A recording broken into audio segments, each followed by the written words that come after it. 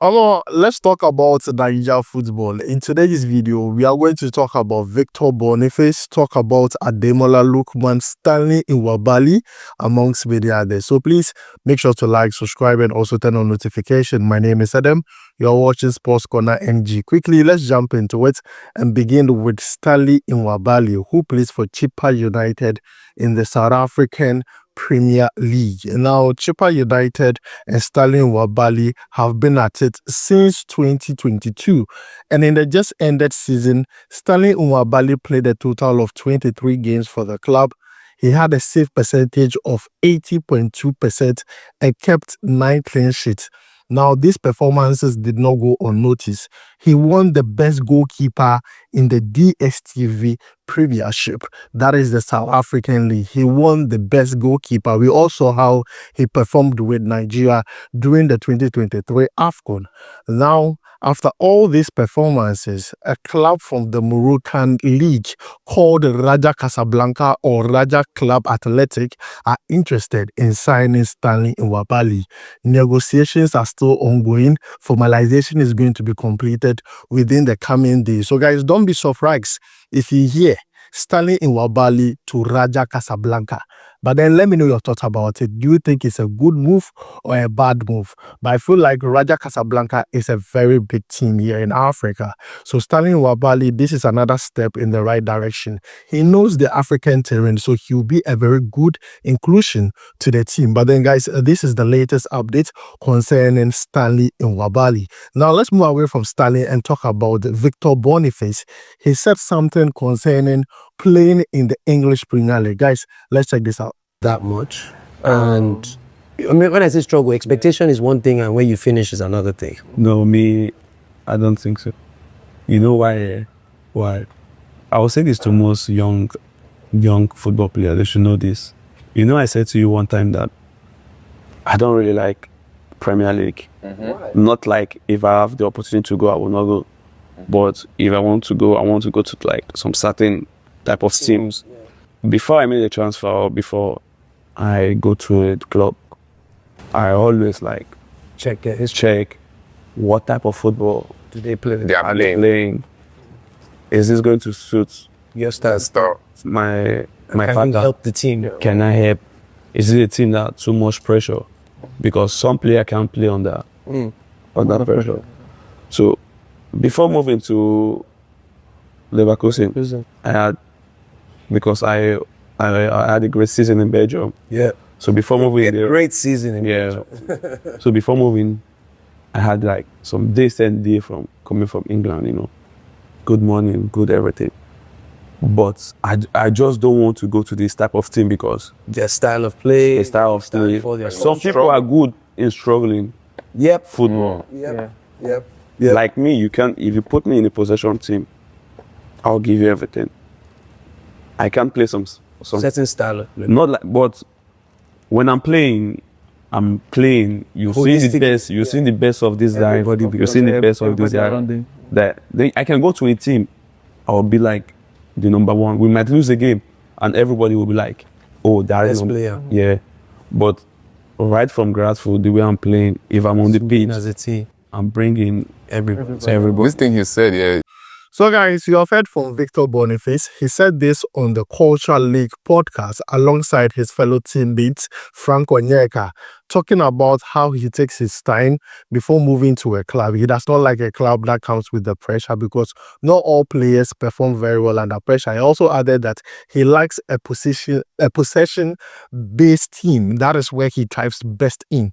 And guys, you have heard everything he said in that video. Let me know your thoughts about it down below in the comments. Do you think he's making the right decisions, looking at what he decides when it comes to his next club? But then let me hear from you down below in the comments. Now, Victor Boniface is attracting interest from a lot of clubs. AC Milan is number 1, number 2, Al Nassr, and a lot of clubs. But then let's see what happens. Let's see what happens because the transfer window is still open. Now, let's move away from that and talk about Ademola Lookman. Now, Ademola Lookman is attracting interest from a lot of clubs. He did extremely well with Atalanta in the just ended season, scoring 15 goals in the league and 20 goals across all competition, providing 7 assists. Now, the teams that have showed interest in Ademola Lookman are Juventus, Atletico de Madrid, West Ham, Arsenal, Barcelona, and also Napoli.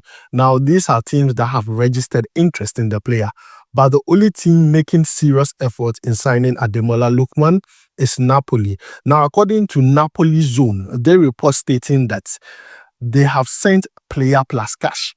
Napoli have sent player plus cash offer to Atalanta to sign Ademola Lookman. Now, the player they are using in this particular negotiation is Raspadori. Raspadori plus 25 million euros. But then Atalanta is asking for 52 million euros for Ademola Lookman. But then according to Napoli Zone, player plus cash has been offered to Atalanta. Raspadori plus 25 million euros for Ademola Lookman. But then still, we are going to follow up on this and bring you more updates concerning this. Barcelona are also seriously interested in the player because they were not able to get Nico Williams. Luis Diaz is becoming very difficult for them to get when it comes to financial terms. Rashford is also there, which is also a bit expensive for Barcelona. So definitely, if they're not able to get Rashford, Ademola Lookman will be their next target they'll be looking at. So let's see how things go in the coming days. But if you were to advise the player, because now there are options. There is Napoli here, there is Barca there is Arsenal also, in case they don't get Rodrigo. Which club would you advise Ademola Lookman to play for come next season? Because there are a lot of interest there. Let me know your thoughts about that down below in the comments. Lastly, I want to talk about Chelsea and Tosin Adarabioyo. First of all, let me talk about Chelsea, the team itself. I think Chelsea surprised a lot of us. Chelsea has a huge fan base in Africa. So looking at that final, I think most Africans watched it because it is Chelsea playing against PSG, the best team throughout the season. They have beaten teams like Arsenal, they have beaten teams like Real Madrid, Bayern Munich, Inter Milan. They are the giant slayers. So a lot of people really, underrated Chelsea going into that final of the FIFA Club World Cup. But Chelsea really proved that when it comes to the finals of any tournament, they know how to take it, and they played extremely well, winning that game by 3-0. But most importantly, what I'm happy about is this young players. The oldest player at Chelsea is Tosin Adarabioyo. He is the oldest. And I'm very happy for all these young players because they have done an extremely good job. They have done an extremely good job at beating PSG. Tosin Adarabioyo, speaking about him, this is a player that has been a huge prospect for Nigeria Super Eagles. He's a player who is still weighing his option and almost coming to a conclusion or a decision concerning whether he wants to switch nationality to play for Nigeria or not. But this is good. If he's able to switch nationality, Nigeria will be getting a player who is a serial winner. You need players like that, especially in your team, with the right kind of mentality, because Tosin Adarabioyo is a huge figure in that Chelsea setup. When they go to the dressing room, he's a huge figure. A lot of players look up to him. He's one of those players who stands up and speak up, and all the players listen. They see him as a big brother. And you need that kind of player in the national team too. So I believe that if he's able to switch nationality, it's a plus for Nigeria. Looking at the way he has played for Chelsea, 2 trophies. I mean, that makes sense. The Conference League and also the FIFA Club World Cup. That's huge. That is huge. I just hope that he comes to a decision very quickly concerning his future when it comes to playing for the national team, because I think playing for Nigeria would be the best decision we'd ever make. Because with England, the truth of the matter is, how long are you going to play?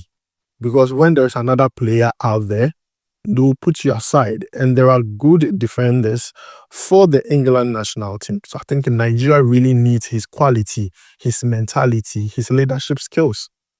But it's just left to the player to make that decision. Nigeria does not need to chase him.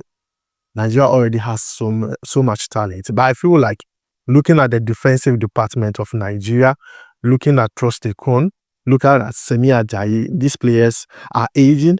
They need to be replaced to act quickly. So there is Benjamin Fredericks coming through the ranks. You bring Tosin Adarabioyo, who is also a bit, experienced, would really, really help. But then Chelsea, I'm not going to lie. If Chelsea keep up like this, and I mean, they play like this next season, don't be surprised if they start gunning for the EPL title, because I mean they played extremely well. And funny enough, they're not even done in the transfer market. They're not done. They still want to sign players. Look at the Chelsea's players. They still want to sign. And I think their midfield stole again for them. I mean, Moses like Caicedo, Enzo Fernandez, they stole the show. They really played extremely good football. Their forwards also did well. Cole Palmer was excellent. João Pedro was also excellent. Even in defense, they all, performed the attacks well. Tosin Adarabioyo, everyone performed the attacks. So for me, I think everyone deserves that credit, and kudos to Chelsea. They performed extremely well. But then, guys, this is where I'm going to end it. And let me know your thoughts about all this down below in the comments. Thanks for joining me. My name is Adam. I'll make sure to see you in the next one. Tari, we go bye.